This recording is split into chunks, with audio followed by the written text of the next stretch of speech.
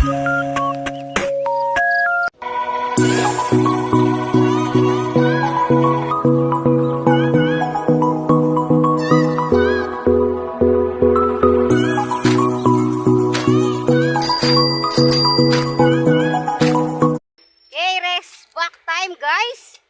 binalikan natin yung pwesto natin na nabitin tayo kagabi. Ginabi na kami dito. Dahil nabitin, syempre, re-rest back tayo. Agad-agad.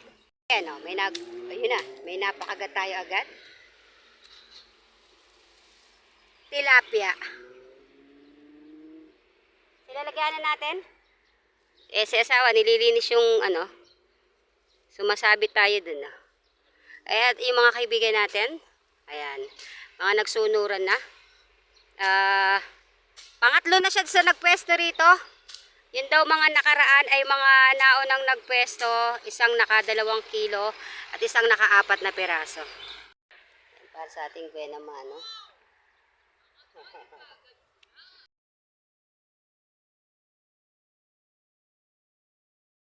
Another one, guys.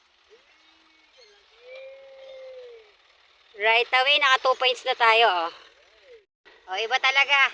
Yung mga nagpupesto rito, dala po kayo ng magic beans. Dala kayo ng pinagbabawal na teknik. Nasabit. Lay mo. Huwag sa makina, sa tansi mo hawakan sa linya. Yan.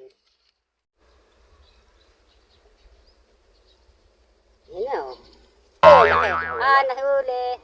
Nahuli. Nahuli itong panchot.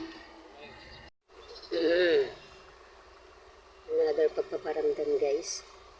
Naubos na yung mga kasama natin dito dahil sobrang init na ng lugar. Kami po ay may pa-umbrella.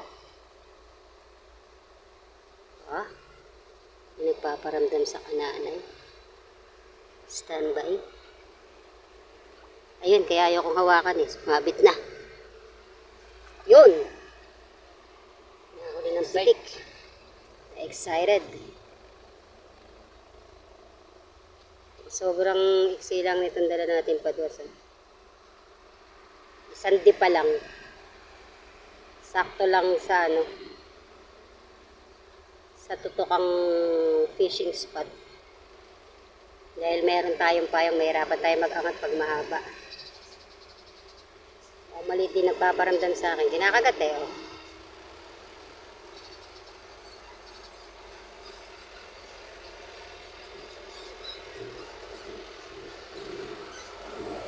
Pasensya na, pinagdadaanan tayo ng mga truck. Sa tabi tayo ng daan, guys. Lit. Maliit na, sumabit pa. Yuy, kilalagkat na, guys. Nagkakagulat. Roho na sinang itmol. Tapak-tapak ko siya kung ikakaladkad niya yan. Sige, lubog nyo. Katapak siya. Kahit malaki yan, kinakagatan ako, guys.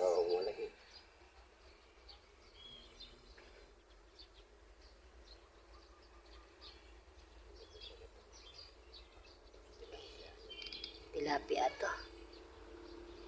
Kailangan masabayan.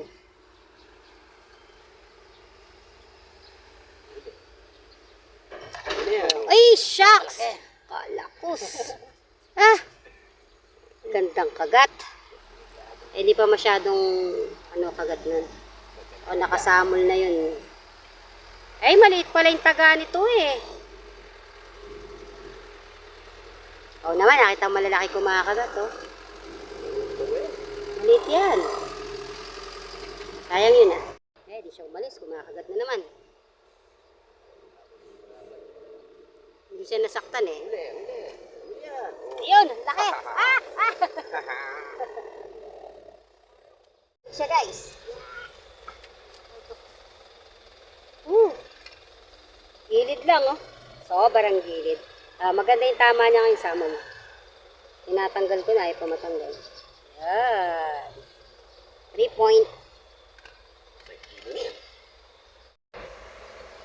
Kinakagat, inaagos. Maganda yung nasasabayan mo. Pag itinakbo ng, ano na? Lalakad ba?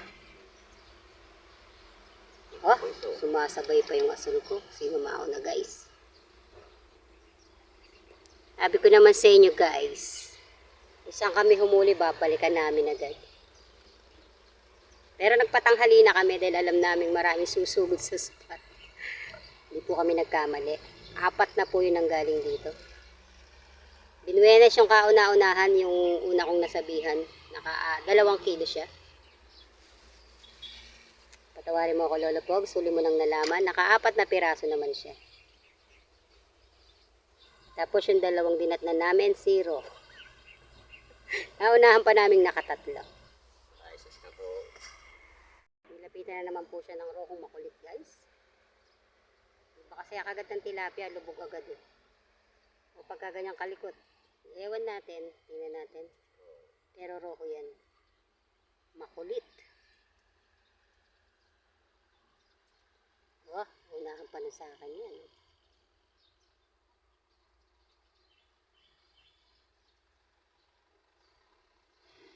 Ah.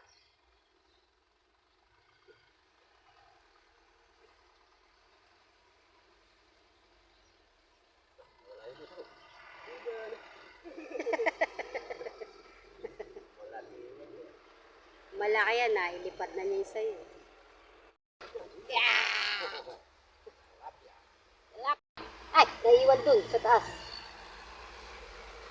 You come here, baby girl. Come, come, come. Come to mama. Opo, pahihirapan pa ako. Yeah, boy. Partner kami agad. Makapag-angat din si asawa. Ay, good. Kami nakaka5 piraso na. Okay, time check. Siguro mga 10:30. Papunta sa 11. Medyo matindi na yung sikat ng araw. Hapdi na sa balat, pero may pa-umbrella tayo dito. And shoutout muna Hit with Fern. Friendship, hindi ka pwede dito. At mga high blood ka. Sobrang init, oh. Wala kang ibang mapupwestohang madilim. Talagang exposed sa init. So, ang gagawin mo talaga magdala ng umbrella. Ella.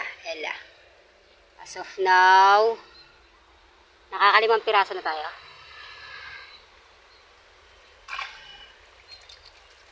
Yes, 5 piraso guys. Nakagat yung pula. Itong hirap daw pagka limitado yung lugar, yung pwesto natin. Nakasulok lang kami, nakasusok lang kami sa sulok.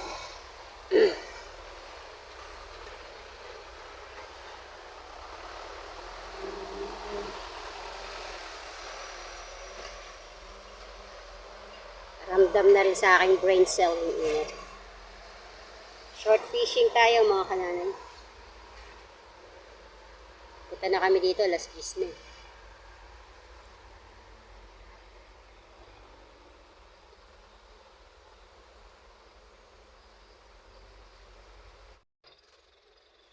Uli.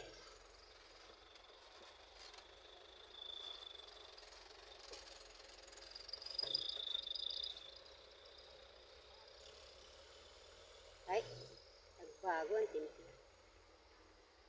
Tilapia yan. Oh, huli. Uy, malaki. Uy, ang laki.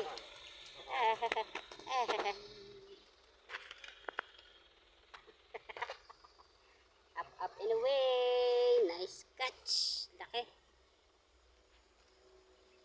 Iba talaga yung kagatang tilapia eh. Ilulubog. Wala lang maraming dribble. Ang 6 na piraso. Iba yung target natin today. At least 2 kilo. Ang gagawin namin dahil kami po ay sawa na sa isda, ipapalit namin. Bibenta namin, bibili kami ng ibang ulam. Yung huli namin kahapon, 5 piraso, 2 pa lang yung nakakain namin, may 3 pa sa bahay. So pagka nakahuli pa tayo ngayon, papalit namin yan. Meron pa, bibili namin ng sisig. Na naman, oy, magandang hatak na naman guys. Waiting na lang natin ilubog niya uli. Grabe, dandaan na tayo ng truck. Masakit na yung mata ko sa alikabots. Mga nagkukwari. Ay, nagbago. Ayun, pahatak.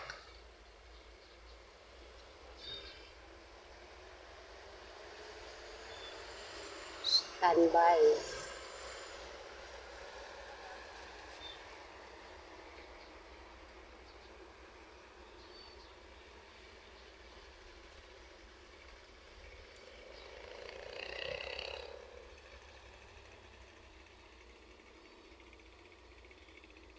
Ay, lumikot.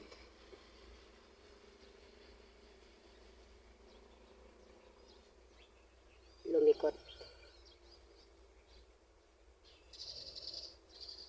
Ginigilid siya ng agos. Agos po yan. Bumabalandra dyan yung agos. O bago yung tubig, kaya bago suba yung mga isda. Tagal din ang pwesto na to, tagal din hindi napanghulihan. Ngayon na lang uli sila nagbalik. Kaya naman dito, pag walang kagat dito, lipat kami ng Pampanga, Kandating. Sa fishing spot natin dun. Dun meron. Pag bumabaw dito kasi malalim dun eh.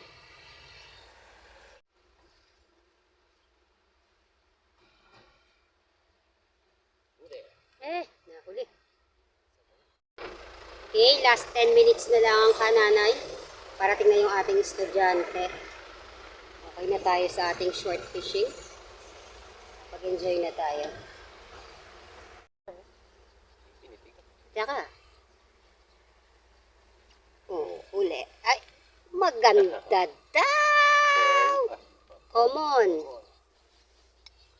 Yan. Maganda nga, guys. Okay, may nahabol pa siya isa. Dito, sama na natin doon sa iuwi natin. San ka pa? Bawi. From 10 a.m. to 11:30 a.m. Ayan guys, nabenta natin yung ating isda. Bibili tayo ng ibang ulam. Yan. 2 pira. Kalahating kilong manok. Adobo natin.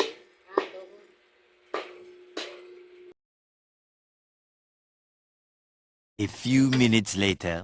Okay, tapos na tayong magluto guys. O, binalikan natin si asawa. Check natin kung may nahuli pa siya. Another 2-4 pieces. Tsaka, kahabol pa siya ng 4 na peraso. And that's it for today's another fishing adventure. Dito lang sa malapit. Kasama pa rin ang inyong kanalay. I'll see you guys next time. Bye-bye.